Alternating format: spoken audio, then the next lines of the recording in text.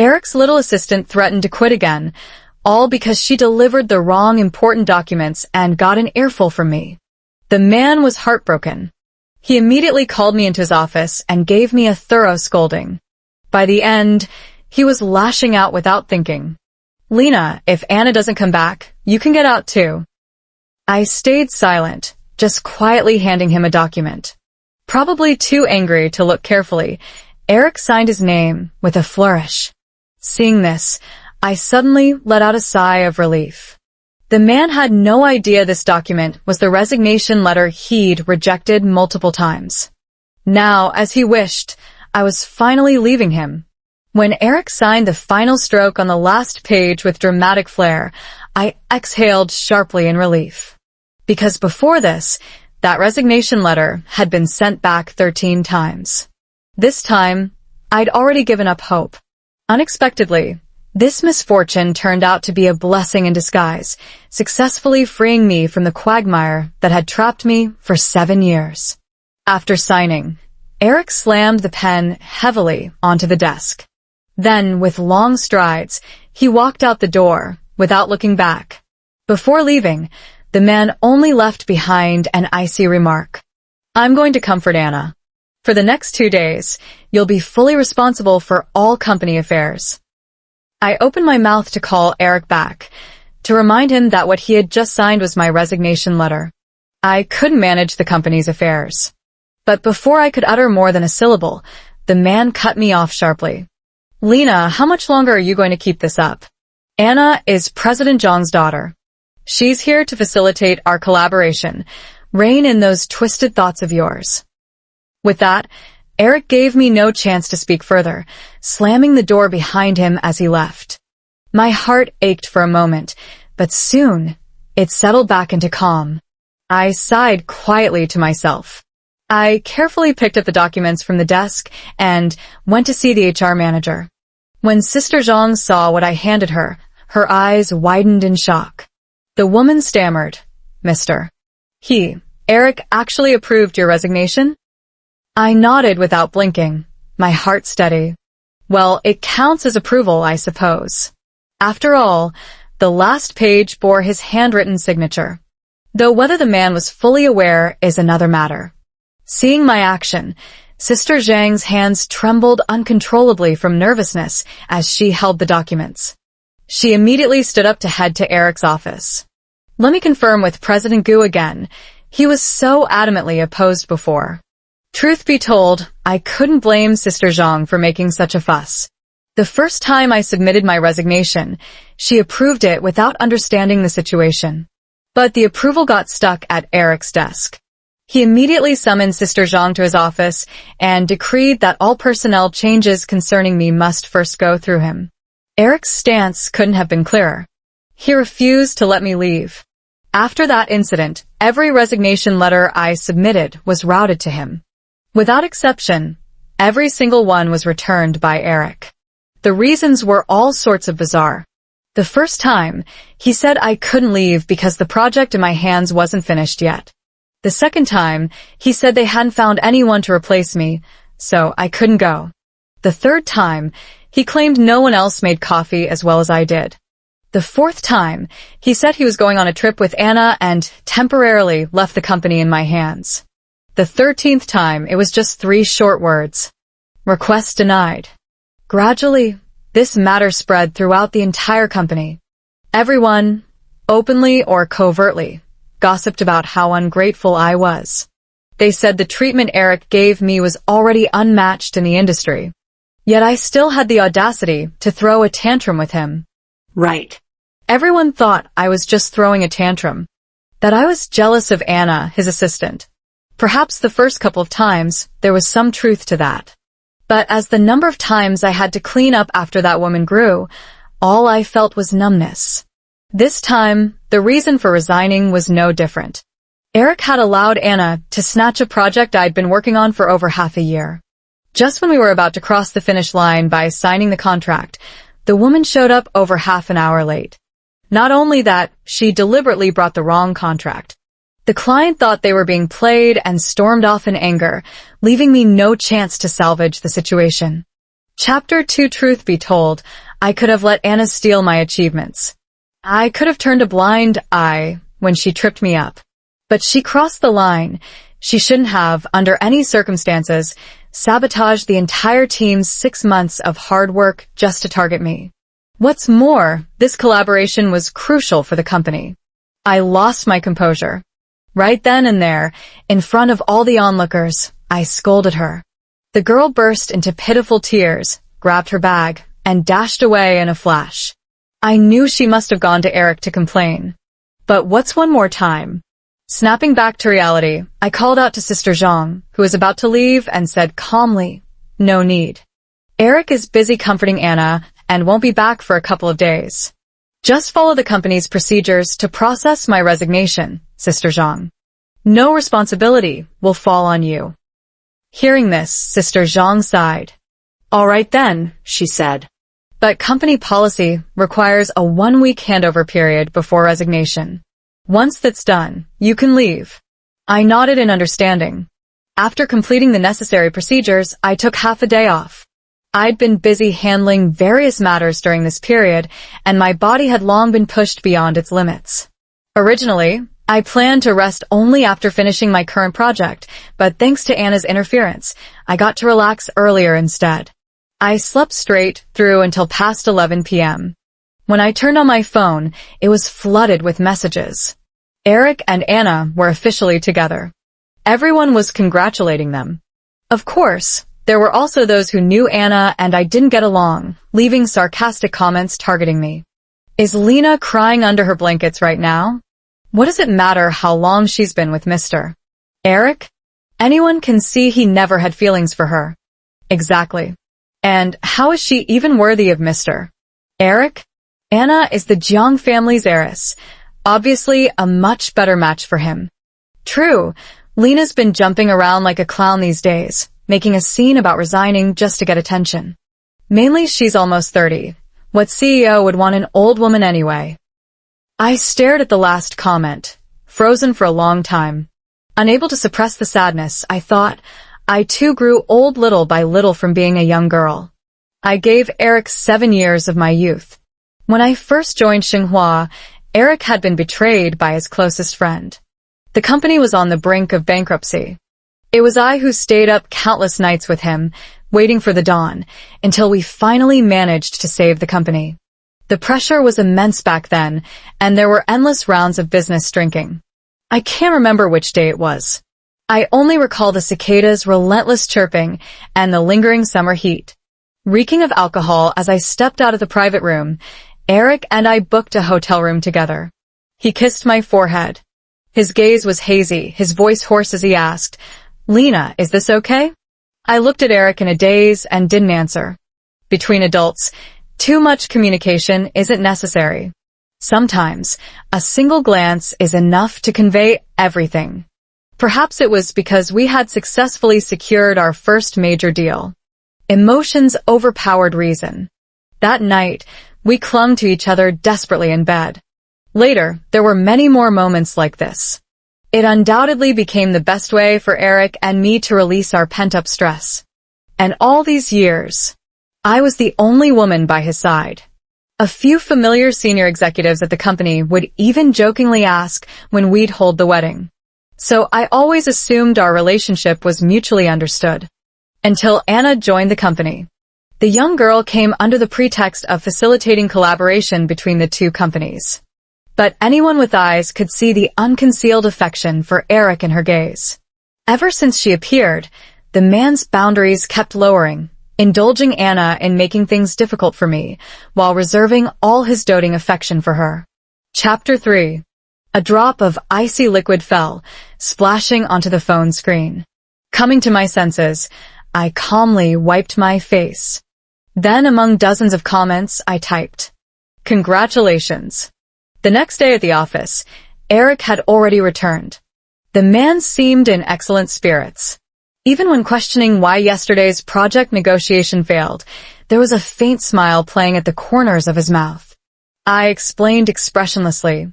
Assistant Anna was half an hour late and delivered the wrong documents, angering our partners. As a result, they decided not to work with us anymore. Hearing this, Eric frowned, his expression darkening. Can't even handle such a small matter properly? I slightly raised my eyes to look at the man, somewhat stunned. Since Anna joined the company, Eric had never once spoken harshly to her. Now he's actually willing to scold her? But the man's next words made me realize how naive I had been. Because the subject of his sentence was me. Lena, Anna, is just a junior assistant. Many things still require your oversight. Don't be so petty, always taking opportunities to trip her up. It harms the company's interests. Don't forget, you have a stake in this company too. Listening to his self-righteous, baseless accusations, I nearly couldn't hold back a laugh. Eric probably forgot. Back then, to ensure Anna successfully secured this project, he guarded against me like I was a thief. The contract never even passed through my hands.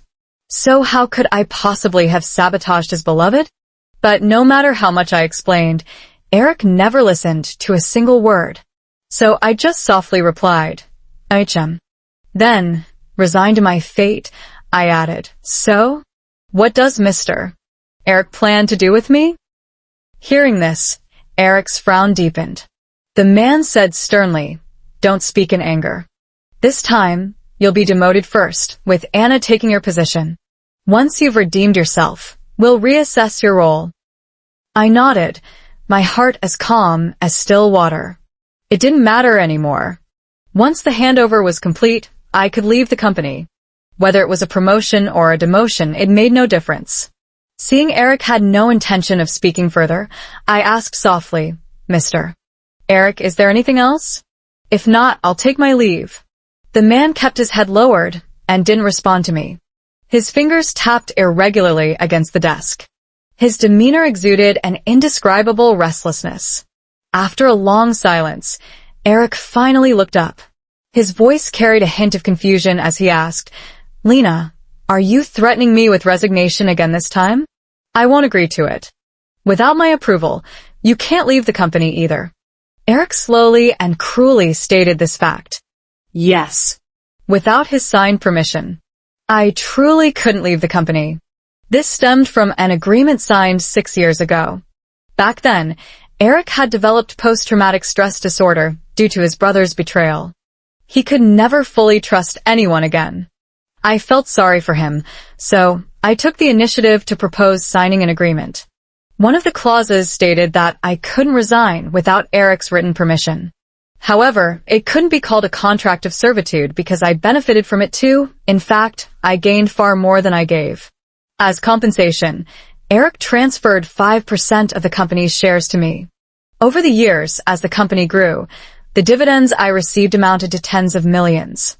The only constraint was that agreement. Unfortunately, the moment Eric signed my resignation, the agreement became void. He still doesn't know about this.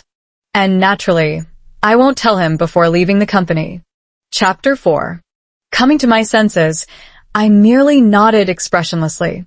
In a quiet voice, I said, "Understood. I won't submit my resignation again." Eric found my attitude strange. Yet he couldn't quite pinpoint what exactly was off about it. Finally, the man waved his hand at me helplessly and said irritably, "Get out." I slowly let out a heavy sigh. Turning around, I prepared to leave. Now, the last of my concerns was gone. With Anna taking over my work, I could rightfully proceed with the handover. By the time Eric realized I had quit, I was already gone. With that thought, my steps grew a little lighter. But just as I was about to push open the office door, Eric suddenly called my name. "Lena." I adjusted my expression, turned around, and asked in a polite yet distant tone, "Mr. Eric, is there something else?" The man remained silent, just staring fixedly at me. His eyes held a complexity I couldn't decipher.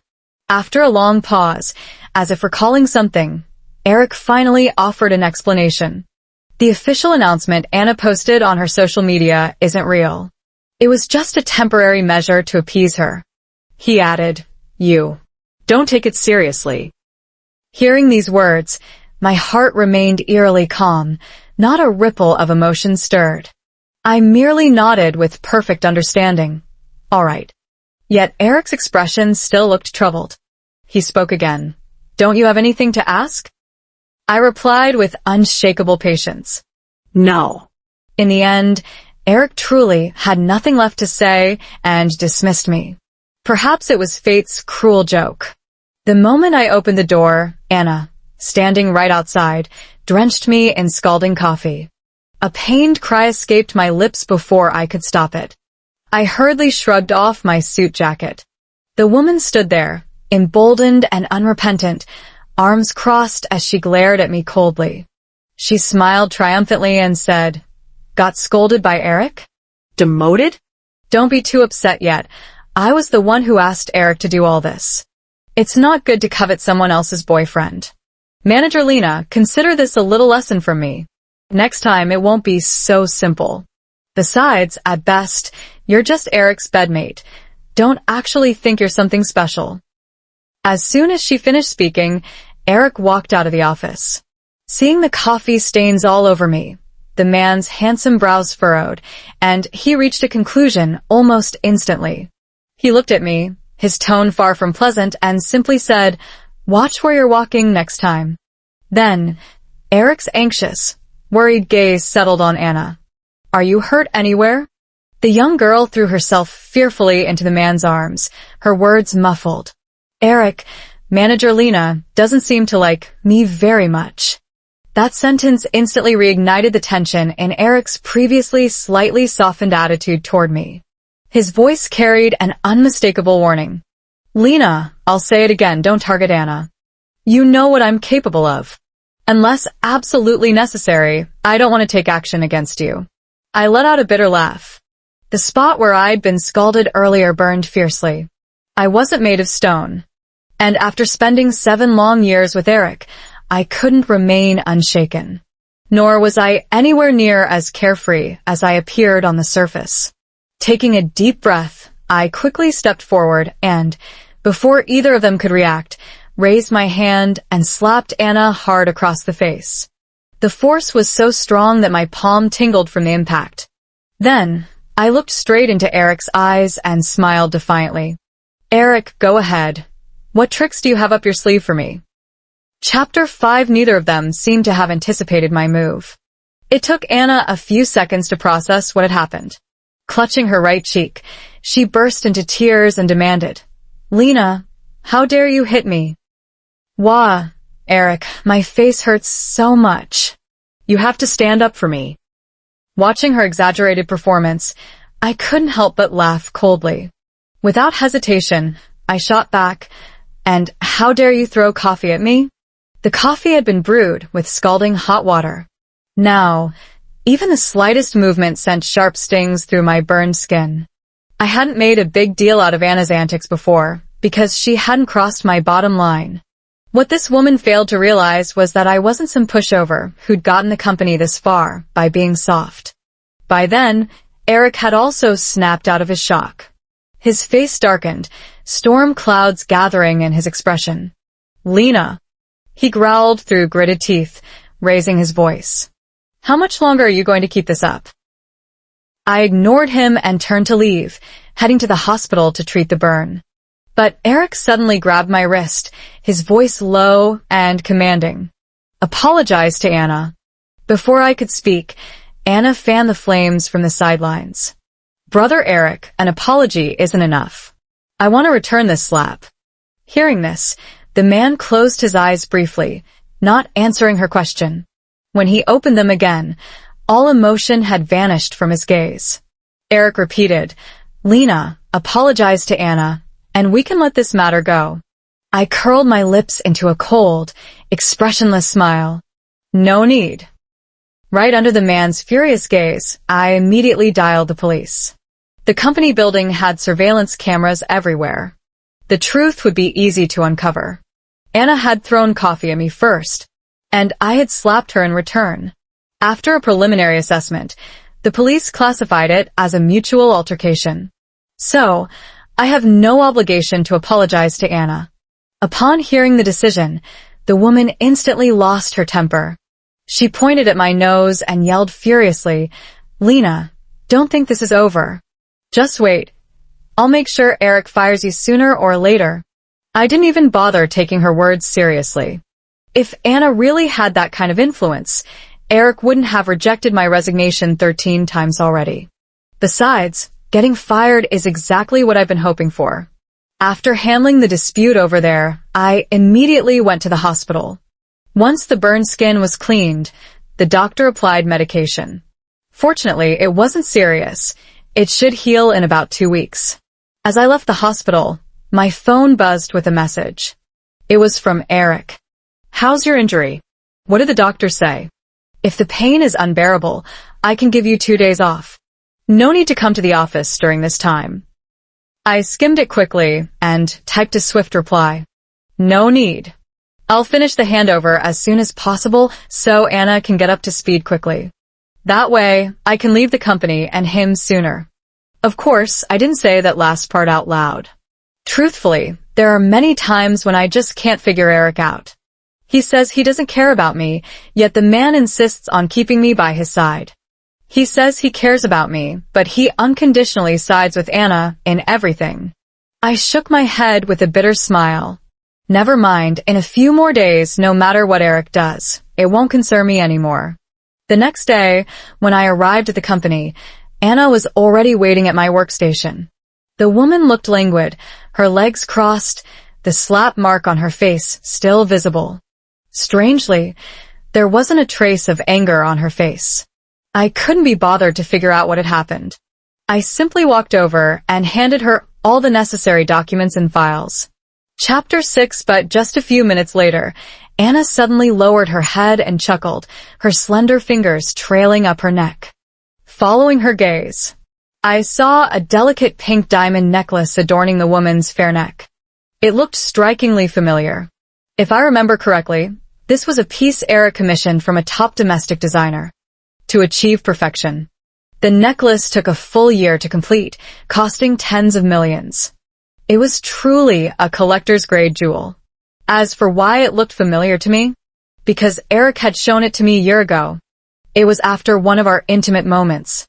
The man held me in his arms, smiling as he showed me the design sketches. He said, Lena, when this necklace is finished, let's get married, okay? I choked out I am in response, moved to the point of tears. Then I wrapped my arms around Eric's neck and kissed him. We made love again. Amidst the waves of passion, I thought my 6-year-long perseverance in this relationship was finally being rewarded. But now, looking back, it all seems utterly ridiculous. For 7 years, I followed this man without any clear status. Eric never even gave me the title of girlfriend. Nor did he ever confess his feelings to me. How naive I was to fantasize about becoming Mrs. He. At that moment, Eric was probably laughing at me in his heart for overestimating myself. Seeing me stunned, Anna's smile grew more pronounced at her lips. The woman said softly, Manager Lena must have seen this necklace before, right? I heard Brother Eric commissioned a top jewelry designer to make it a year ago, but back then, I hadn't even met him yet. As she spoke, she suddenly covered her mouth and giggled. But I suppose it wasn't made for you, Manager Lena. Who the necklace was originally made for doesn't matter.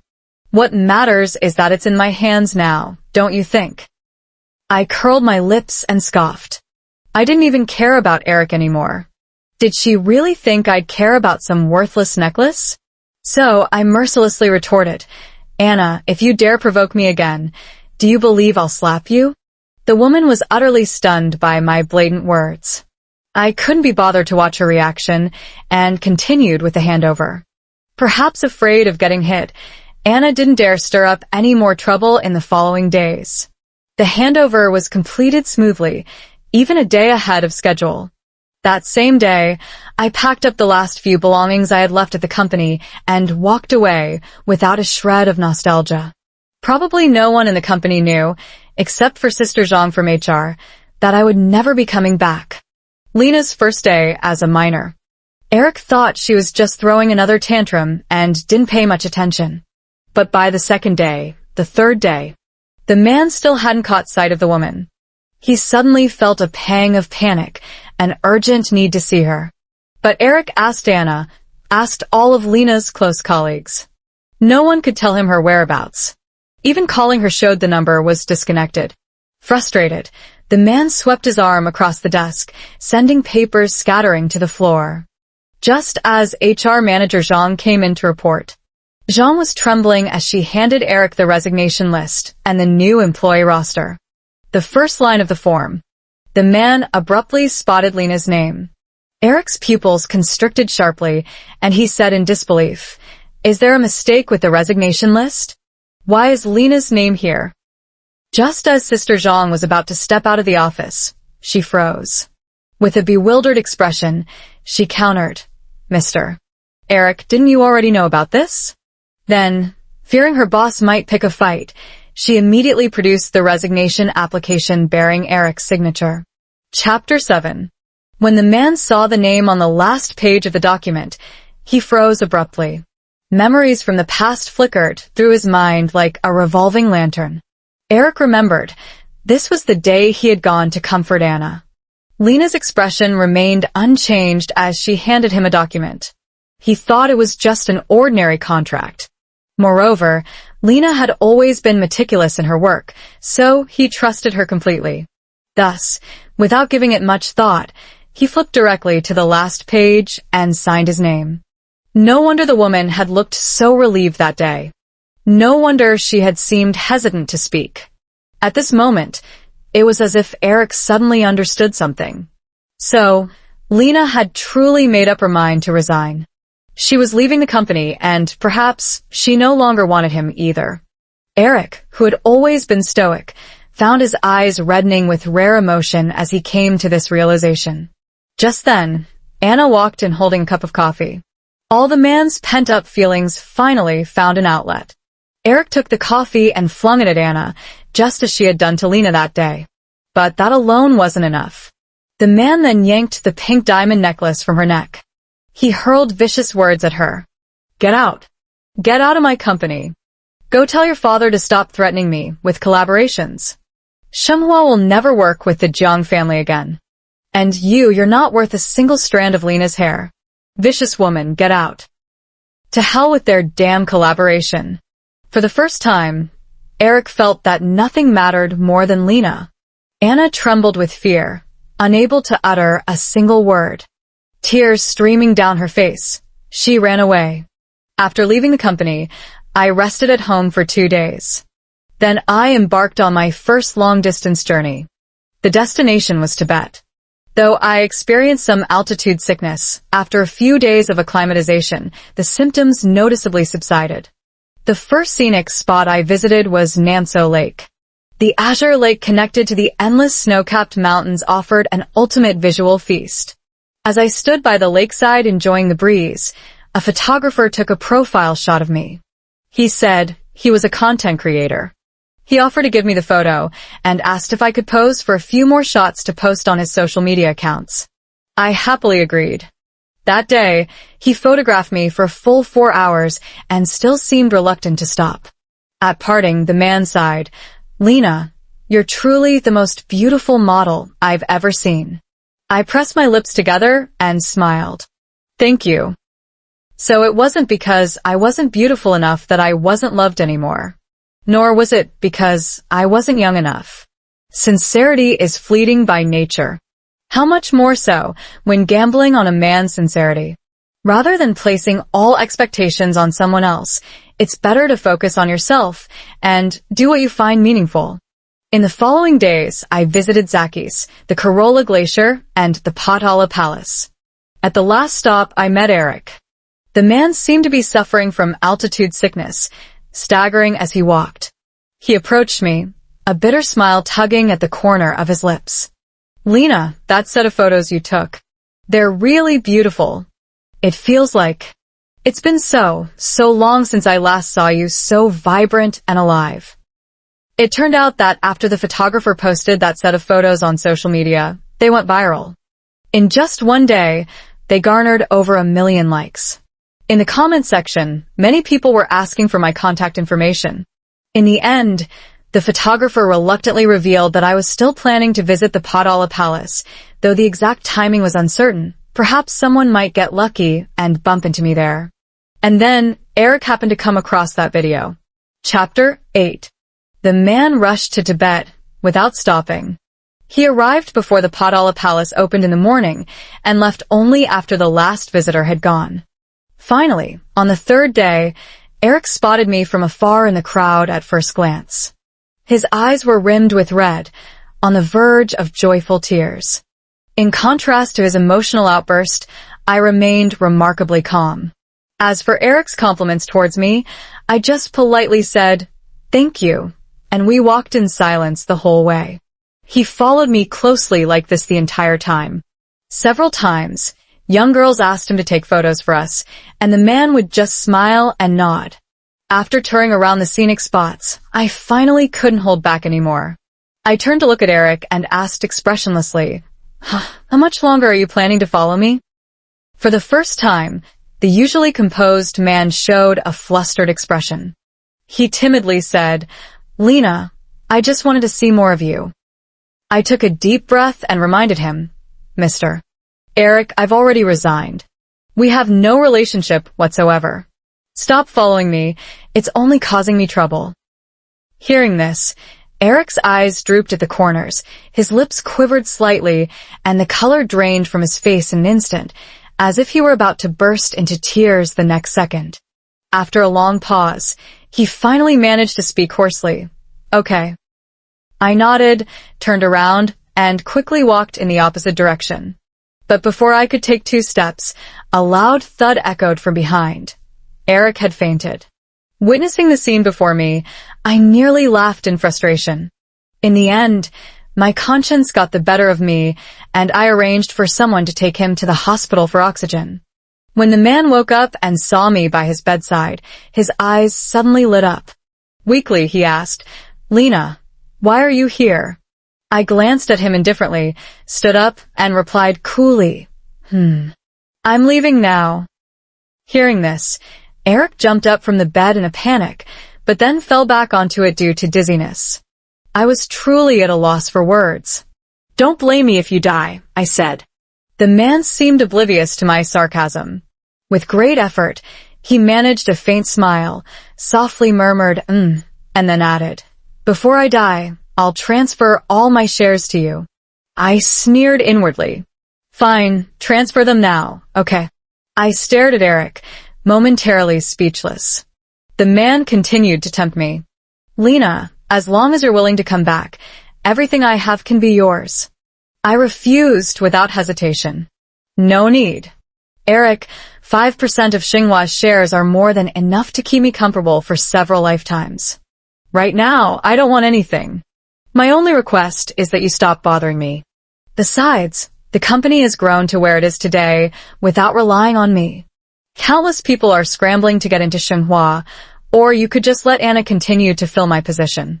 See? There are plenty of options, aren't there?" As my words trailed off, Eric fell into an uncharacteristic silence. The room was utterly silent. After a dozen seconds, the man spoke, his voice choked with tears. "Lena, what about me? The company can survive without you, but have you ever thought, I can't live without you? All these years, the only person I've ever trusted completely from start to finish has been you.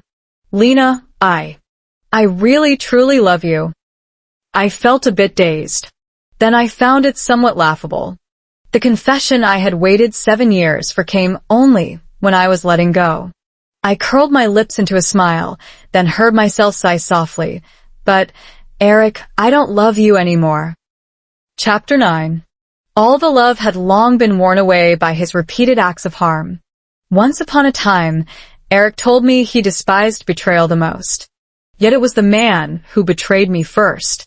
How laughable, really. At last, a tear trailed down the corner of Eric's eye.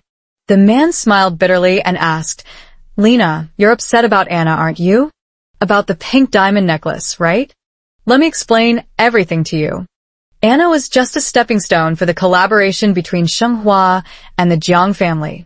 I have no feelings for her, and nothing ever happened between us. As for the pink diamond necklace I promised you for the proposal, Anna insisted on having it. Otherwise, she wouldn't let go of the fact that you slapped her. But you don't have to worry anymore. I've already kicked Anna out of the company, and the partnership with the Jiang family is on hold. No matter what, nothing is half as important as you. Eric's every word. I couldn't tell whether he was mocking me or himself. I countered, if the collaboration with Jiang Corporation wasn't as important as me, then why did you let Anna repeatedly step all over me? Hearing this, the man's voice grew low. I didn't realize it back then. I thought enduring it would be enough. If the partnership succeeded, Shenghua would rise to new heights. I calmly rejected his explanation. No. Eric, why can't you just admit it? You liked Anna, didn't you? A spoiled, lively girl like her. It only dawned on me later. A company as big as Shenghua, did it really need Anna as a stepping stone to expand? Business revolves around profit. As long as you offer enough benefits, why worry about securing a deal with Jiang Corporation? That became clear to me when I saw you conceding a 10% profit margin to them. That's why I was so determined to resign. Pathetic, isn't it? The main reason I stayed at Shenghua for so long was actually you. I thought, after weathering 7 years together, we'd make it to the end. But Eric, you're truly hypocritical. By the end, my body trembled with emotion. Tears streamed down my cheeks, falling one by one. Once, I was full of anxieties, thinking of countless reasons we might part. The only thing I never anticipated was him falling for someone else. A flicker of pity crossed Eric's eyes. He reached out, wanting to wipe away my tears. I took a step back, avoiding his touch. The man wasn't angered, only pained as he said, "Lena, don't cry. It's all in the past now. There's no Anna anymore. Can't we start over? I'll have another pink diamond necklace designed for you. No one will ever come between us again. I know you still have feelings for me, don't you?" I stifled my sobs and wiped my tears. Eric, don't flatter yourself. These tears are for my lost youth. Never for you. Let's leave it at that. I'm leaving. With those words, I turned and walked away. That afternoon, I bought a ticket home. After that, I never looked for another job. Every day, I simply did what I loved, nurturing my passions: photography, skiing, skydiving, rock climbing. Through these activities, I got to know a few young men. They didn't care about my age and pursued me passionately. However, I turned them all down. It wasn't that they weren't good enough. I just wasn't ready to start a new relationship yet. By the end of the year, I received another dividend of over 3 million. It seemed the company was doing well under Eric's management. Besides that, I also received a transfer of 30 million. No surprise, it was from Eric. The note attached had only 4 words. Voluntary gift. It's worth mentioning. After Anna was kicked out of the company by Eric, Shenghua and the Jiang Group became completely hostile. Not only did the two companies sever all cooperation, but their business war also escalated fiercely. However, Anna did have some feelings for Eric after all. In an attempt to ease the tension between the man and her father, she deliberately waited at the entrance of the company building, pleading with them to stop their feud. Unfortunately, Eric merely gave her a cold glance and sneered, "Who do you think you are? Get the hell out of here." Since it happened in a public setting, the scene was recorded by onlookers. Soon enough, it became a trending topic. Anna and the Jiang family became the target of widespread online ridicule. Seriously? Does the Jiang family's daughter have no brain? Still thinking about a man in this situation? I can confirm she's genuinely clueless. She used to work at Shenghua, couldn't do anything right, just spent all day flirting and trailing behind Mr. Eric. Ha ha ha ha, she totally deserves this. Tisk tieske. With a daughter like that, Chairman Jiang must be furious, huh? After that, Anna completely vanished from the public eye. Roughly half a year later, the Jiang family's cash flow collapsed, pushing them to the brink of bankruptcy. Shenghua acquired the Jiang Corporation. This business war thus came to an end. However, Shenghua also suffered heavy losses. This was evident from the shareholders' dividends. That year, I only earned a few tens of thousands. Yet, for reasons unknown, Eric transferred another $5 million to me. The note still read voluntary gift. I didn't press for answers. Since he was willing to give, I was willing to take. Of course, there was no reason to return it. Later, I traveled across the magnificent landscapes of our country. I even dated a younger man, lively as a puppy. From then on, life was peaceful and beautiful.